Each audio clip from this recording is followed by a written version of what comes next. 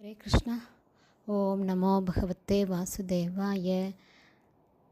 नारायणं नमस्कृत्यं नरं चैव नरोत्तमं देवीं सरस्वतीं व्यासं ततो जयम् उदीरयेत्। नष्टप्रायेषु अभद्रेषु नित्यं भागवत सेवयां भगवती उत्तमश्लोके பக்தேர்பவதி நைஷ்டகி. ஹரே கிருஷ்ணா. ஸ்ரீமத் பாகவதம் ஸ்கந்தம் 10 அத்தியாயம் 4 கம்சமன்னனின் அக்கிரமங்கள் என்னும் தலைப்பில் பதம் 13. அத்தியாயம் 4 பதம் 13.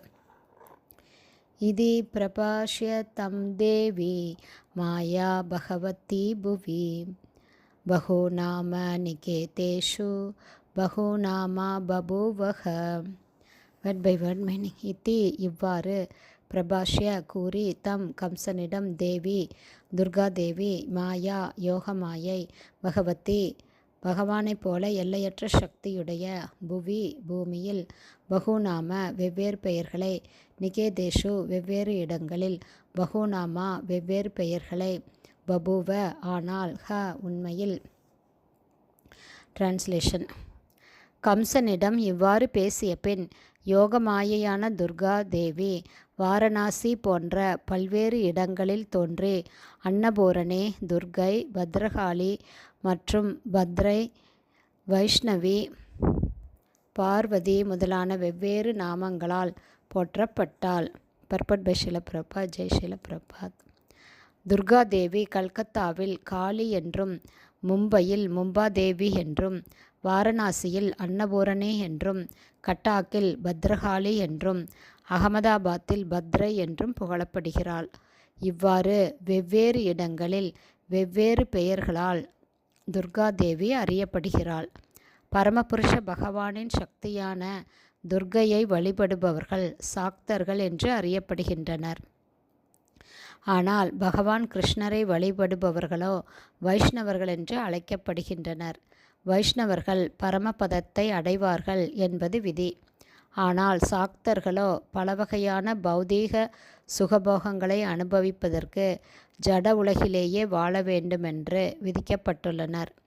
ஜட உலகிலுள்ள ஜீவராசிகள் வெவ்வேறு வகையான உடல்களை ஏற்றாக வேண்டும். பிராமணியன் சர்வபூதானி யந்திர ரூடானி மாயையா என்று ஸ்ரீமத் பகவத்கீதை 18ஆம் அத்தியாயம் 61வது பதத்தில் பகவான் கூறுகிறார். யோக மாயை அல்லது மாயை எனப்படும் துர்கா தேவி ஜீவராசியின் விருப்பத்திற்கேற்ப ஒரு குறிப்பிட்ட உடலை அவனுக்கு அளிக்கிறாள். அந்த உடல் இயந்திரம் யந்திர என்று அழைக்கப்படுகிறது. ஆனால் ஆன்மீக உலகிற்கு உயர்த்தப்படும் ஜீவராசிகள் ஜட உடல் என்னும் சிறை வாழ்வை மீண்டும் ஏற்பதில்லை. தியக்த்வா தேகம் புனர்ஜென்ம நைத்தி மாம் ஏதி சோ அர்ஜுன என்று பகவான் ஸ்ரீகிருஷ்ணர் பகவத்கீதையில் கூறுகிறார். ஆன்மீக உலகங்களான வைகுண்டத்திலும் பிருந்தாவனத்திலும் பரமபுருஷ பகவான் ஸ்ரீகிருஷ்ணரின் சகவாசத்தை அனுபவிப்பதற்கு ஜீவராசிகள் தங்களுடைய மூல ஆன்மீக உடல்களுடன் நித்தியமாக வாழ்கின்றனர் என்பதை ஜன்ம ந ஏத்தி என்னும் சொற்கள் சுட்டி காட்டுகின்றன.